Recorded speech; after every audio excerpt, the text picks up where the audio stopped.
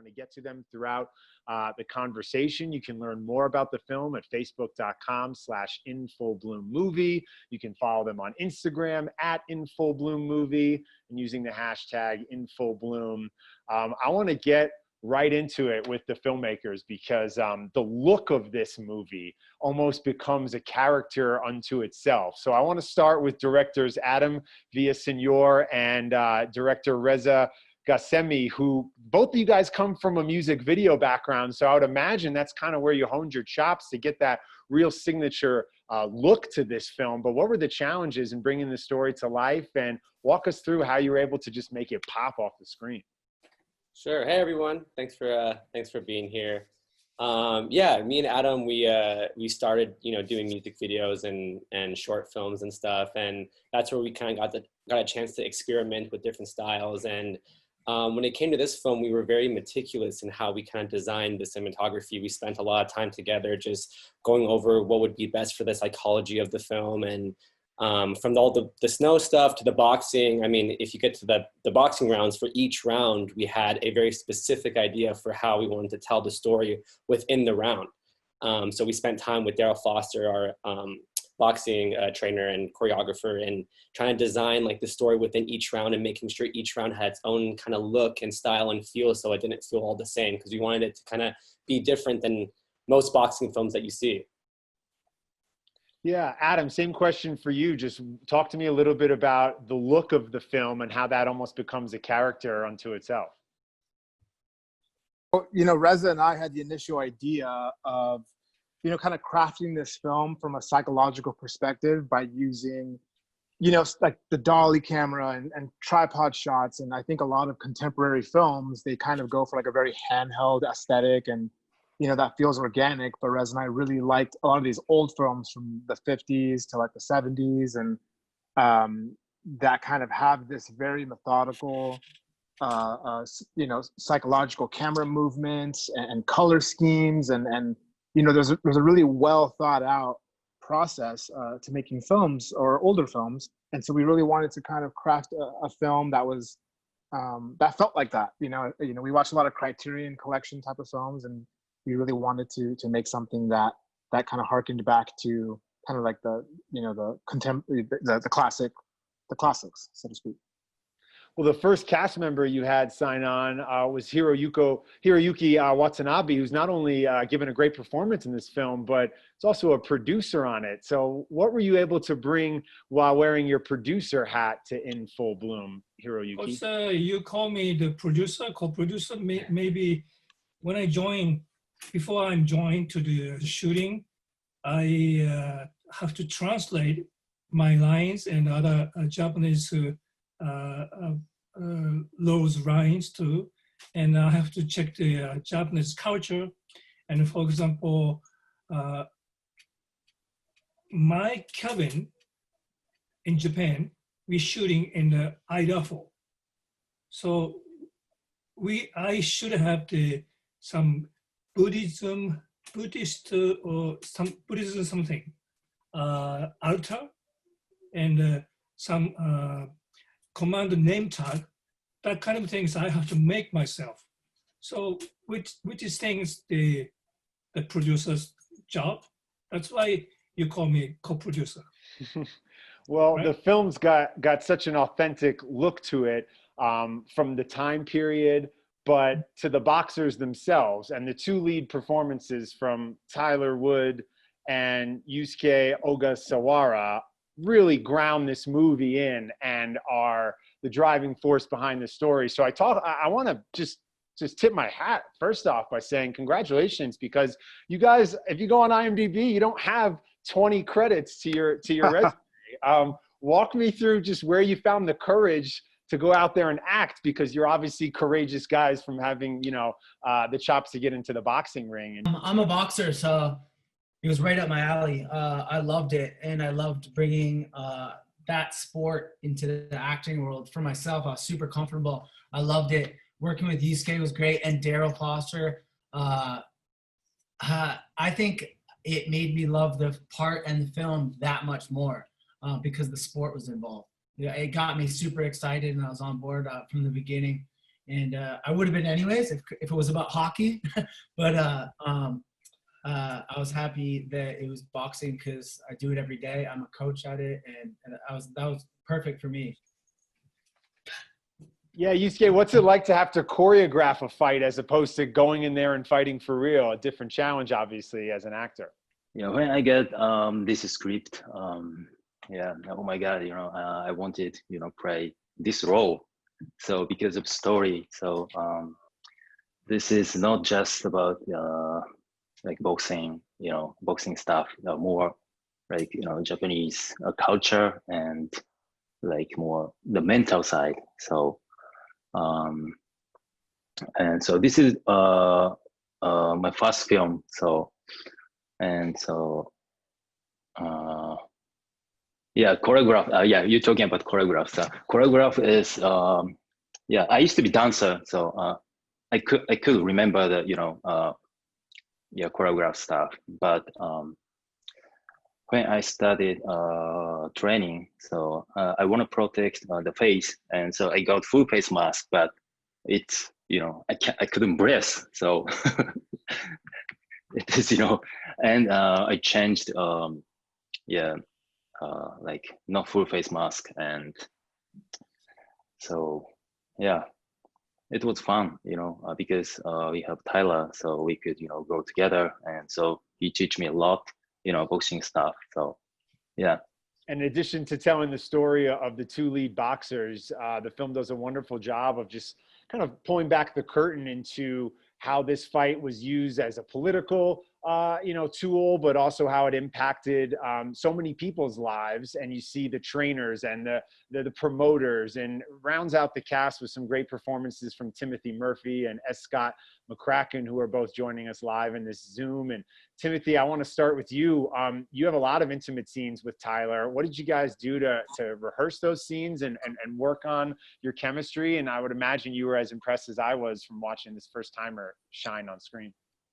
Yeah, he was great, and looks great, and such a lovely guy, and very open and willing to learn and willing to do his best, and as a boxer and as an actor. So it was a pleasure to work with him. And that he told me to say all this, of course, but yeah, the check's in the mail, I'm sure. I got the script you gave me right here, Tim. So. And McCracken, it looks like you're on set of the movie. Some of those winter training scenes were pretty intense. You're not on set of the movie, but walk me through just being a part. I'm on set of the sequel. Yeah, the sequel, right, in full bloom too. But yeah, walk me just through being a part of this thing, because your character has some intense moments with both of the leads. Yeah. So the reason I got involved in the first place is because I had done a music video with Adam and Reza from a what was the name of that song? We are the lonely. It was Adam. We Are the Lonely. Yes, correct. And I played this politician type character that really fit the piece of Silas. And to Adam and Reza's credit, everything, but specifically for me, that they fought for me to be on the film. And we worked a lot to get the monologue that I have, that's a 4-minute uncut scene that just turned into an absolute masterpiece. And again, they worked a lot with me to get that just right. And we did it in 3 takes. And one of those was blown just because of cigarette smoke. So that, I think, is an amazing achievement. And the way that they lit it, the way that the camera moved, it's seamless. And that is a pun intended. Let's see. What else? Yeah, it was just the whole thing was amazing. Also, because I had this amazing 60s suit, I was able to leave set one day, because that was our role, and go to an audition, and I became the Men's Warehouse guy because of the suit that I had in the film. So suddenly I was telling people, you're gonna like the way you look because of the suit that I had from that film, and that went for a couple years, and so it's a good origin story for me. I enjoyed the cast. Everyone likes him because he's my mortal enemy. Just kidding. It's funny because like our characters are battle, right? But then off set or off camera. We were just thrown out on top of a building in LA, and the whole cast has become like family. And I don't think I'm the only one that thinks that.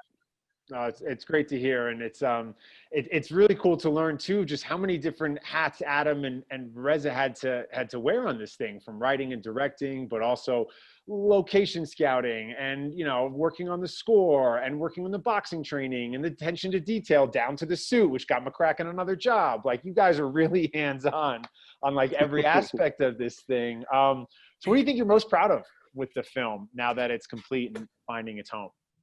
I think the biggest challenge and the thing that I'm really proud of was when Reza and I set out to make this film. It was difficult to make a film that was half in Japanese, because I think in terms of the market and different moving parts, people were like, well, let's make the Japanese actors speak all in English. And it didn't feel authentic to us. And we had different kind of roadblocks when it came to making the film half native Japanese. And I'm really proud of the fact that we were able to bring authenticity to the film. We're able to show two different fighters coming from different worlds, and you kind of see each of their struggle. One's kind of the spiritual, mental struggle. Another one is physical. And, you really get a kind of an insight into both these guys' journey. And we're not telling you to root for one or the other, but it's a story in which you almost have two protagonists, kind of going against each other. And I think that, that's a more rare thing to see in a movie these days, because there's a lot of films that kind of have the boilerplate, good guy and bad guy. And I think there's a lot of nebulous gray area to the film. And I'm proud that we were able to, I think, accomplish that. Yeah, it's a question for Jacob, producer on the film, Jacob Stein. You've had a chance now to screen the movie at a couple festivals. It's received a few awards. How does the process now of sharing the film kind of, I don't know, sort of put a nice button on the experience of the journey of conceiving it, creating it, making it, but now the reaction from audiences, what's that been like so far? Thank you so much. There's so many buttons. I feel like we're wearing like a trench coat that has we keep thinking we're putting a button on it, but it's just, then we look down and there's so many more buttons to come. But, it's been an awesome experience.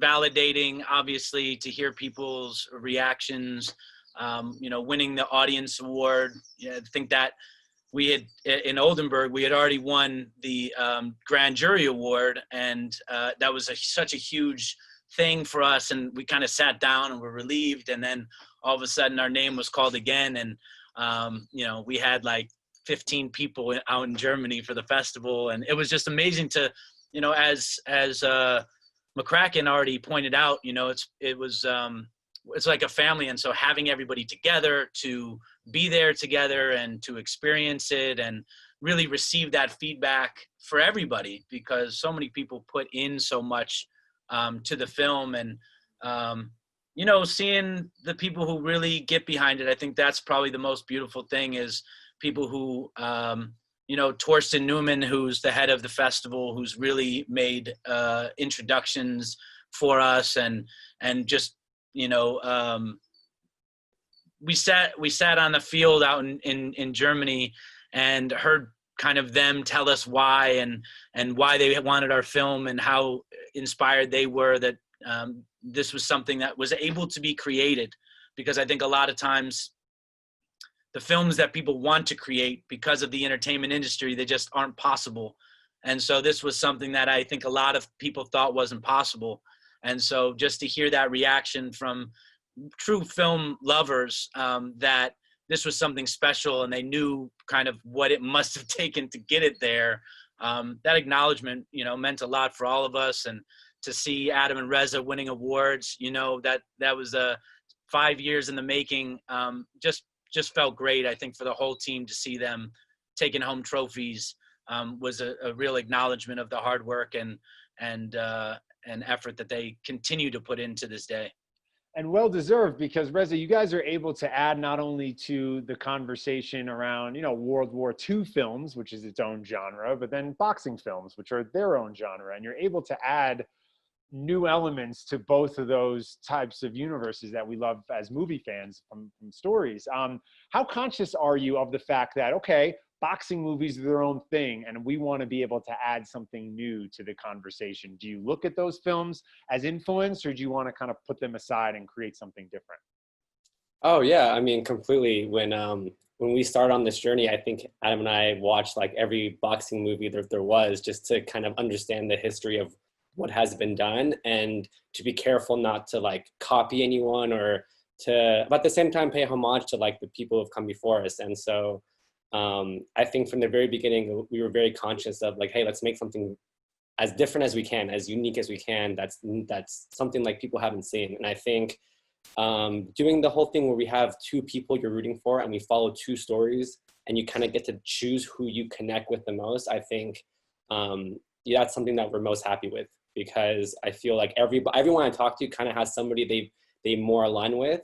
Like, oh, I like, you know, Clint for this reason, or Masahiro for this reason. And I feel like that's something that we both really enjoy hearing from audiences. So a question from our audience right now on Zoom. Darren L. Thomas wants to know what kind of camera you guys shot with. Because yeah, that look of the film is pretty unique. We shot with a Red Epic. Pretty sweet. It looks great. Question for Tyler. There's a sequence that I don't want to give it away, because it adds a unique element to your fight in the movie, the big fight, you know, that everything's building up towards. But just as a boxer, what elements of the script and the storytelling were you able to connect with? The feeling of getting hit, how that impacts the character's psyche is really at play in this. So just specifically, what kind of things do you bring to it, despite being a first-time actor, just as a boxer, that you were able to really, you know, make your own? I mean, good question. I think you need to show a little frustration that you have with your opponent sometimes, because your opponent sometimes is trying to frustrate you, right? So there's a couple times that I also don't want to give away, where Masahiro, Yusuke, tries repeatedly doing something that is, you know, trying to frustrate me, or not to give it away, but, you know, repeatedly. And, you know, that can, in a real boxer's life, frustrate you more, and you need to be calm in those situations. And sometimes people aren't, and that's when things get sloppy, and that's when mistakes are made. So you got to keep, as a boxer, you got to keep your head on straight when someone's trying to play those mind games with you. And I think the other thing is showing that, you know, boxers get hurt. Sometimes you can show you get hurt. A lot of times you try to hide it.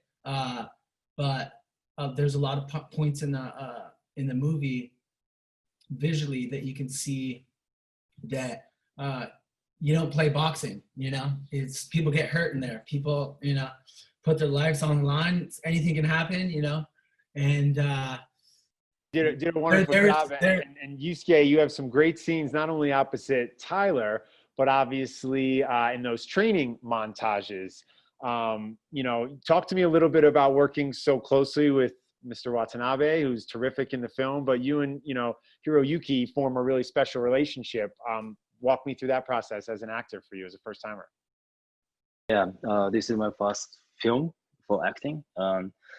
So I'm so honored to, you know, work with Hiroyuki-san. So it's not like acting, you know, when we have a shooting, so we stayed together, one cottage. So it's like more, you know, more real, you know. So, and it was, yeah, precious, you know, experience. Yeah, yeah, I got to learn, you know, a lot of, you know, like the acting stuff. And so after shoot, you know, when I go back to cottage, so yeah, Hiroyuki-san, you know, teach me, you know, yeah, acting stuff, you know, how to prepare, you know, you should do, you know, like this. So that moment, that conversation was, you know, precious time for me. Yeah, I really appreciate it. Yeah, there's some wonderful moments between Yeah. the two of you in this Mhm. film. We have a question in the chat room. I've heard the filmmakers reference a few times Daryl Foster, who was a consultant on the film, who helped kind of make sure those boxing scenes were authentic. This is a question in the chat room from Justin Moore. So I'll go to Adam and Reza for that one. What was it like working with Daryl Foster? Yeah, working with Daryl was incredible. You know, he has his own kind of method for, you know, kind of crafting these boxing matches, and his choreography and his coordinating.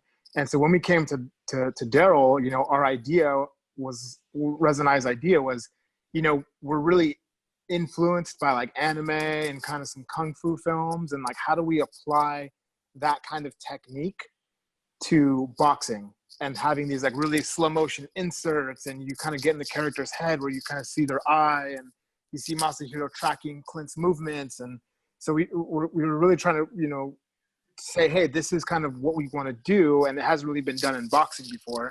And so, you know, Daryl worked with us to kind of craft that language, and, you know, and like I said, he has this method for doing that, and the guy's just amazing to work with, and he's done some really great, amazing films, and we were just honored to you know, have him be part of the process. And, you know, he trained with Sugar Ray Leonard for like 20 years in the championship bouts, and it was just an honor having him on board. Yeah, the fight scene that the film really builds towards just stands on its own for, like you said, its own thing that you haven't seen in boxing before. Each round with a different style and feel, and a couple twists and turns there. For the cast members, this is for all you guys, for Hiroyuki, for McCracken, for Tim, jump in, guys. But the idea of you guys work on different shows or movies or projects, and then you go on to the next one. And then several months later or years later, you get to see the finished product. What was the experience like from seeing the look of In Full Bloom finally come to life? Because when you're on set, it probably just feels like another movie, but what these guys were able to do just looks so different. So what's the look of the film like for you guys? Me? Yeah, any of the Go cast for it, members. Yuki. Who when you saw yourself on screen in this unique film that's got its own texture and style to it, I don't know. It must have been unique to have it kind of come together. That was unique, you think? I think the look of the film is, I mean, I was someone who's seen a lot of boxing movies over the years. I got to be honest. I was like, wow, that was a really interesting way they did that, because that thing just pops. That story was a very wonderful story, and mixed culture with Japanese culture and American culture. And after the war, we allowed to, you know, the exchanging culture with America, and you know, that was enemy before the World War finished. And then that kind of story was wonderful. And Adam and Reza studied many Japanese culture too. And when I read that script, there's some different feeling I felt. And I have to arrange. I think I have to arrange my lines and the cultures. And when I went to the Idaho to shooting, that was so cold, but I felt warm because of the crew's passions. So it was wonderful, and that's why I could have many ideas for unique into the lines and the acting too, right? Yeah, and I would imagine for Tim and McCracken, when you guys are signing on to play a period piece, you have your own research process. So how do you begin to build your characters to play in this wonderful story? Mm-hmm. I suppose you just look at different movies of that period, and you talk with the directors and writers about what they want out of the character, and take it from there. But going back to the last question, what did I feel the first time I saw the movie? I mean, I thought it looked like a $1 million movie. It was amazing. I was really impressed with everybody involved, especially with Adam and Reza. I couldn't believe the quality that came out of the work we were doing, you know. So I was very impressed with the boys and very impressed with the movie, you know. Yeah, the film. Uh, Go for it. Go for it, Scott. Yeah. Yeah, I was just, as far as preparation, I think it's just working with the directors, coming up with like concepts, and then bringing what I thought this character had. And for me, that was a lot in the voice. And as far as how I thought when I first saw the movie, first of all, we saw it at the Saban Theater in Hollywood, and somehow they sat me next to Mickey Rourke because somebody in this cast knows Mickey Rourke, and they just didn't have a spot for me. And after the movie's over, Mickey Rourke looks over and gives me a nod, and he's like, "Well done." And I was like, I could have not ever asked for a better compliment from such a master like that. And it wasn't just for me. I just happened to be right there. And I think I'm very proud of my personal performance, but the entire film. And every festival that we've gone to, we get recognized. Every festival that we've gone to, we win. And again, I think it goes back to the family, the camaraderie, the energy that we bring, not just on celluloid or digital as it is these days, but together. And I think that's the magic of this film. And so, yeah, it was, every time I see it on the big screen, it makes my heart race. That's wonderful. That's wonderful to hear. I mean, the film really, tackles the concept of the human spirit and the strength of the human spirit and how it can be broken and what it takes to overcome that. And that not only applies to the characters and the themes of the stories, but I would imagine in a film of this size, an independent film, just the idea like you got to fight for it and break the human spirit as a filmmaker. How many times as filmmakers on this journey did you feel like your spirits were tested and you're able to put it all on the line? So for Reza and Adam, just talking about some of the themes of the actual story, how do you think they were applicable to your journey as filmmakers on it? Well, I think the film really mirrors Adam and I's journey through the film industry. A lot of our struggles and hardships are actually reflected through these characters, just kind of like trudging through the forest and the snow to like make their dreams come true and reach their goal. And that's kind of like what we felt like, just pushing as hard as we could and not letting anything stop us or get in our way, just trying to make it to the goal that we wanted to make this film. So definitely the characters of Masahiro and Clint are reflected in Adam and I, like 100%. Yeah, and also I think, I saw someone ask a question earlier, I think it was Dr. Venus, and she was talking about fear, like how is fear being used? And, for Clint's character, his fear is like he doesn't want to like turn into nothing and his legacy evaporates into nothing. And so he's like struggling and he's like kind of fighting tooth and nail to attain like this dream. And with Masahiro, he actually feels fear from his opponent because he knows that his opponent is fighting that tooth and nail no matter what. And he's putting his heart and spirit into the fight. And that kind of, brings them into like an equal footing where they're recognizing each other and they're seeing each other and they're seeing each of their spirits. And I think, and just very mindful, for us kind of going through, like what Reza said, the film industry and fear and wanting to pursue your dream and kind of just putting your spirit into it. And that's why we made this film. Wow. Yeah, that's wonderful to hear, man. And is such a testament to the journey of, filmmakers like yourselves and how you fight for the stories that you want to bring to the screen. And like the brave boxers you depict in your film, you're able to sum up that inner strength and that inner courage and take it across the finish line. Jacob, for you as a producer, some of the themes that really spoke to you, obviously we talked about the idea of strength of the human spirit, but sort of what else do you want people to take away from the film as you hope to share it with more audiences? What we want them to take from it is that there isn't only one side. And I think we need to get in the habit of really listening to people and not just what they're saying on the surface, but what is the deeper thing that is being told and being shared. And so I think that this film is an opportunity to do that, to really think philosophically about what is this person is saying and why, and hopefully that gives us empathy to the character, even if we don't particularly like them, maybe we have a deeper understanding of who they are. And I think that that's so important in the world that we live in, to understand people's perspective. And so, yeah, that's something that we definitely hope people take from the film. It's something I know that I took from it. I really enjoy how balanced the film is, and you are able to really connect and lose yourself in both the story of a Japanese boxer and an American fighter. Let's go to Azalea in the chat room, who has a question. How did you go about finding so many amazing locations? Hiroyuki's been talking about the cold a lot on the Zoom, but what other locations are you guys really proud of for shooting the film in? Yeah, I mean, it was a lengthy process to find all the locations. Adam and I spent a long time just going through different types of, like, for example, for the cabin, different cabins in all different types of countries. And, you know, we tried to narrow down what would best fit this character. And, Tokugawa is a worldly character. He's fought all over the world, and he's at this cabin in his retired cabin. So we were like, where would somebody who's very worldly end up? So that was a really hard one to find.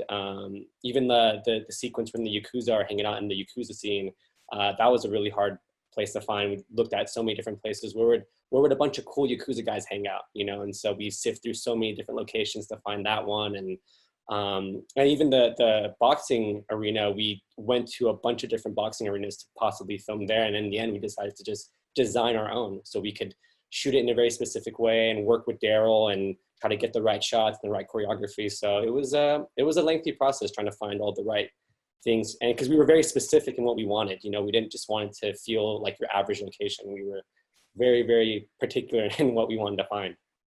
And, we wanted like a psychological depth with each location as well. For example, like the locker room, it's kind of like red and it kind of feels like fire. And then with all the snow stuff, it feels like, ice. And so it's kind of like this, you see the fire and ice, and there's kind of thematic things that we were building to each location. And, we wanted to kind of reflect that and make sure each location felt like its own world. And so people could kind of dive in and be like, oh, wow, this really is this kind of this rich kind of landscape. And I think people, there's a quote that by this, painter, he talks about people always try to separate themselves from nature, but they're actually part of it.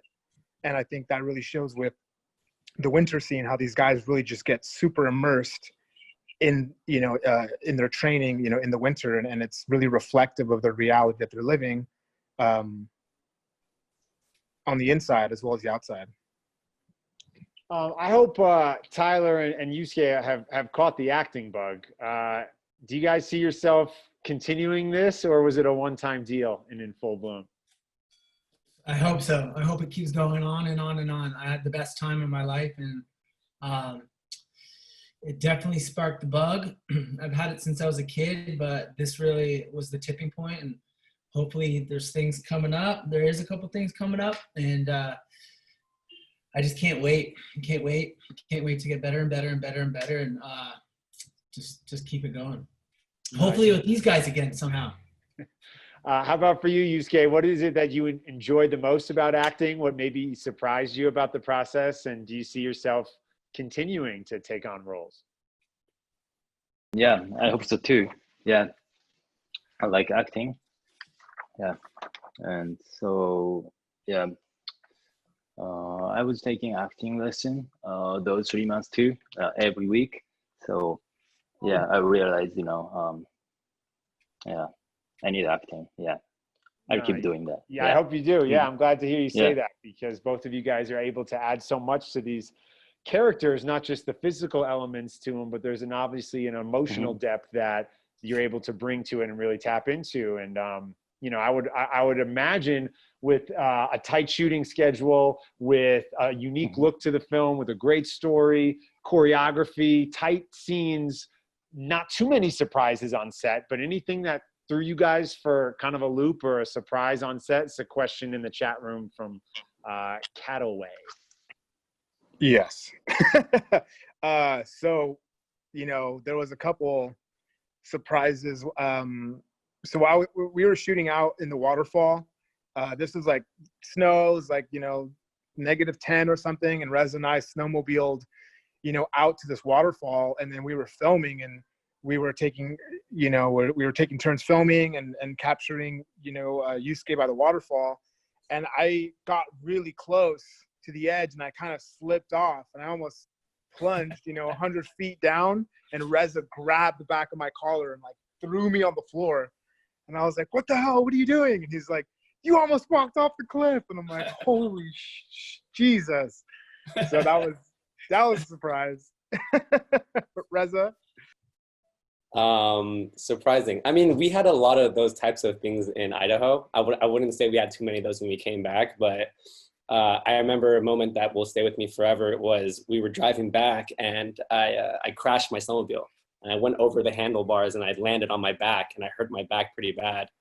And then Yuki, he pulled me aside, and he did like these special techniques. I think it's called Reiki, but he did them on my back, and he healed my back through the power of healing in his hands, which I couldn't believe. And that moment will stay with me forever. I'm very appreciative to Yuki for doing that. Wow. You're welcome. Wow, that Reiki energy work is very powerful. Yes. I would imagine. Yuki, what are you most proud of with the film, Hiroyuki? What do you enjoy most about it, and what are you most proud of in being a part of a great movie like this? The most wonderful thing was the spending time with the sharing the crew. It's like a big family, and it's my first experience in my life. The crew with crew, the sharing the living, and Kevin, and except for acting, I have to do many things: translating and workshop for acting, and sometimes driving and making props, that kind of things. I really enjoy that. And most of the things I appreciated is that Adam, the Reza, and the other crew had very big passion to making the movie. I felt that all the time. That's why I asked that. That was I was happy to have that. Yeah, that passion really jumps off the screen, as does the authenticity of the film. And I'd be curious from the American actors or the non-Japanese actors in the movie, what you maybe learned about Japanese culture from being a part of this, and how being a part of this film will maybe stay with you for the rest of your life as you continue on to take on new projects or wherever your travels may take you. So Tim, I'll start with you. How do you think In Full Bloom will be a part of you as you continue on? I thought it was amazing what the guys did, and as far as the Japanese side of it, I really enjoyed that story, and I thought they were amazing actors, and I'm so happy that Reza and Adam decided to allow the Japanese to speak in their own language and have subtitles, because for me, being Irish or whatever, I much prefer to watch a movie that's subtitled than that's dubbed. I hate dubbed movies, So I thought sticking with that, it brought an authenticity to the whole project, and I think it really added a huge amount to it. It was like watching a great foreign movie in some ways. That you don't often see made in America anymore. So. Yeah, that's truly world cinema. Yeah, and I think that's what's the great thing about it. And sports has the power, in particular boxing, to do that and bring together cultures from around the world. But for McCracken and Tyler, how do you think this one stays with you as you go on in your career? How will In Full Bloom be a part of you going forward? So I think that the boys, Adam and Reza, were very influenced by Japanese anime, and I think that comes through. And as a fan of a Japanese anime myself, I was just ecstatic to see that happen. Yeah, that's a really cool sequence in the film. And Tyler, how about for you? We've talked about your acting bug, but just in terms of the character and the theme and the idea of connecting with Japanese culture in probably a more intimate way than you had before, how does that stay with you throughout your life? Well, I mean, we got to see many aspects of history too, especially the war stuff. So when you're sitting in the swamp and you see people creeping up in the film, you really, you can let your imagination go. Like, people went through this and it was real, and your imagination goes into your character with that type of things that are really happening. And working with Yusuke and watching the rest of the Japanese, you can really see the customary face that you hold with strength in the Japanese culture. So that was, I can't wait to go to Japan, I'll tell you that. I want to see more. So I thought that was super interesting, and I thought Yusuke and Hiroyuki were amazing. My favorite parts, watching them, it looks so authentic, even though I can't understand them, but I can feel a lot from them. And that hit me quite. When I watch some of their parts, I get choked up. And the movie always chokes me up so many times for so many reasons, but definitely watching those two and the Yakuza, watching that whole situation, you're like, whoa, this looks so real, you know? I mean, you have the Yakuza facing you down, giving you ultimatums, whatever it may be. And then in that Yakuza break room, I mean, how cool is that? So I thought it was amazing. I mean, visually, I can never forget this. Plus, I watch it like every other night. So. well, it's great to hear your enthusiasm for it. And Jacob, I would imagine a lot of those things that Tyler loves about the film, you had to fight for to make sure you got right. So talk to me just about the authenticity and the idea of, you know, what this culture now means to you in your life moving forward. Absolutely. Yeah, it's interesting you should say that. There were people in the beginning when it was a script and we were looking for financing who wanted to make changes to the script, who wanted to make it Chinese because it was more a bigger market, and they wanted to do different things that Adam and Reza were really strong on, and obviously as an advocate of theirs, I was really strong on, which was, Japanese originated. Boxing originated in Japan. And so the first time that boxing as an actual sport, it came from there. And so it was really important to these guys. And there was so much anime influence, as they spoke about, that it wasn't a question. The story was a Japanese story and a Japanese and American story. And it was really important to tell it in that way. So that was definitely something we fought for.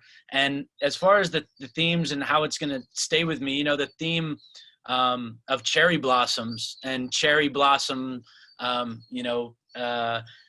it's kind of how the whole thing blossomed. The whole film really originated with this idea of, cherry blossoms and how beautiful they are, but how they're fleeting, right? And how they come and then they go. And you just have this moment in time where it's at its epic awesomeness, and then it's gone and it goes away, and that's beautiful that it's only there for a short period of time. And so that theme in the film and just recognizing that in each other, and sometimes we have these moments of time, and when they pass, it doesn't mean it's gone, and it doesn't mean we lost something. It just is an acknowledgement of how beautiful that moment was. So I'm forever grateful for that theme and for the writing by these my brothers, and also the writers and directors of the film, because they really brought it all together for all of us. Got time now for a couple more questions here from the audience watching on Zoom. Let's go to Ryan. For the directors, was it harder to get the film started, to keep it going? Was there anything that you had to overcome to do either, besides Adam almost falling off a ravine? Yeah, it was pretty hard to get started, coming from a background where we don't have a film underneath our belt and it's our first film. It was hard to try to convince people of what we were doing, because on paper it sounds kind of crazy, a half Japanese movie, Japanese and American, you follow both. So a lot of people were kind of like, I don't know how this is going to turn out. So I remember Adam, myself, and Jacob were like, let's just go do it ourselves. So the winter segments of the movie were shot first, and that was shot with the three of us just going out with the actors and just doing it ourselves, and coming back with just completely broke. And that's how we got it started. And then once we had that and we showed some people when we came back, they were like, okay, I see what you guys are trying to do. And then we got a lot of help. And throughout the entire course of making the film, we hit a ton of roadblocks, but anytime we hit that roadblock, we came together as a family and we found a way to solve the issue and the problem. And that's what I loved most about the whole process, was whether it was finding somebody to do sound or music or you know, trying to distribute the film or whatever problem we had, we always found a way, like, hey, let's come together as a family. Well, let's reach out to our, you know, community and find a way to do it. And that was really amazing. Last one for Adam. You guys made a choice that I thought was really cool, and that you don't really see the referee in the ring in that fight scene. And was that a conscious thing, or what was the process to get to that place, you think? Yeah. So, you know, when Reza and I, you know, just talked about the boxing and how it would unfold, and, you know, we wanted to really have the fight be between both these guys, and there's like nothing standing in the way of these two guys, like, you know, really putting their heart and their soul into this fight, and they kind of have everything on the line. And Clint has such like a personal, you know, he has his unborn son and his wife, and, you know, my legacy. And then Masahiro has like all of, you know, the political aspect of Japan riding on his shoulders. And so it's like, all right, the fight is between these two souls, and let's do that, you know. And when you're in a fight, you know, you're not, you know, I have some friends that fight professionally, and like, you don't see what's going on in the background, you know. And so we made the conscious decision for them to fight in this void, and the pieces in between the match, you see the crowd, you know, in between each round, and really just execute the fight, you know. Like we talked about earlier, each round has its own kind of style and feel, and really just kind of take you through the journey of these guys who are kind of starting to really intertwine, and meeting kind of at the end, you know, at the very end, you know, you see the last match, and they're kind of, I can't reveal, but, you know. Like I said, yeah, it's unlike anything you've seen in a boxing movie before, and to make that choice to remove the ref, I thought was really unique. So I wanted to shout it out quickly. Last thing. This is from Neva Andrews, who wanted to know, I guess we'll go with Jacob or the filmmakers, but just what roadblocks you faced while you were starting out the film. And Jacob, you talked a little bit about the rolling out of the movie and sharing it with audiences, but just really that first moment of having to get the thing rolling. What were some of the early roadblocks, you think? Which one do you want to hear about? The roadblocks are, you know, continue. And I think, you know, that's just the way that when you're starting off and you're trying to execute a vision, that's just the way it is, right? They just roadblocks just keep getting put in your way and in your path. And I think, you know, everything from, you know, Yusuke getting frostbite on set to, you know, crashing multiple snowmobiles and things like that. But, you know, the biggest challenge, I think, of making a film is really finding a team that believes in you. And I do want to give Hiroyuki another shout out, because, you know, Hiroyuki believed in us, you know, from a short film that we created and sent to him, and a script. And he came on board, and as did Yusuke. Him and Yusuke were really the first. And I think having those people who, you know, Adam and Reza and I believed in ourselves, and I believed in them, and, you know, to the point of where, you know, we all put our lives in each other's hands. But to have two people who were outside of our circle say, we're with you and we believe in it and we want to do it, and have them both be Japanese, it really kind of spoke to the power of the script and the power of what we were trying to do. So I think the hardest part was just getting the very first people to believe in it. And two of those guys are here. And so sending you both lots of love for believing in us and believing in the project, and everybody who's on the call. Thank you all so much for everything that you brought to this film and continue to bring to the world through your acting. Well, Tyler's in the chat requesting dinner with everybody, so I think it's a perfect time to wrap this thing up. But I just want to applaud all of you and thank you for letting me learn more about your movie. I hope audiences will continue to follow the film's journey. They can do so on Facebook at facebook.com/InFullBloomMovie. You can follow these guys on Instagram, InFullBloomMovie. And yeah, let's support this film, get it out there, because clearly from listening to you over the last hour or so, the amount of passion and hard work you put into it, it's deserving of finding an audience. And like I said, I'm excited to see where it ends up. So thank you for sharing your story and how you made the film. Thanks so much, Ben. We appreciate it. Thanks, Ben. Thanks, Ben. Congratulations, everyone. Make sure you appreciate it, man. Full Bloom movie, and I hope you all get to see it soon. Take care. Be safe. If you want something real, you gotta make it of stone and metal. アメリカ人はお前にないものを持ってる。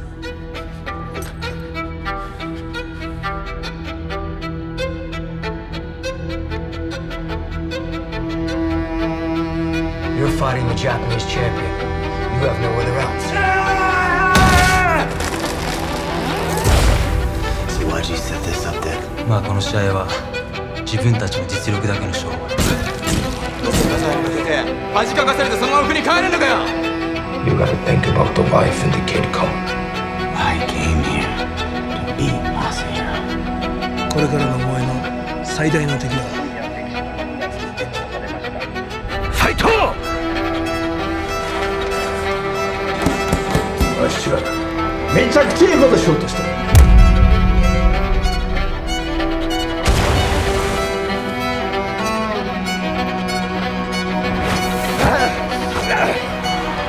And the entire arena is going mad!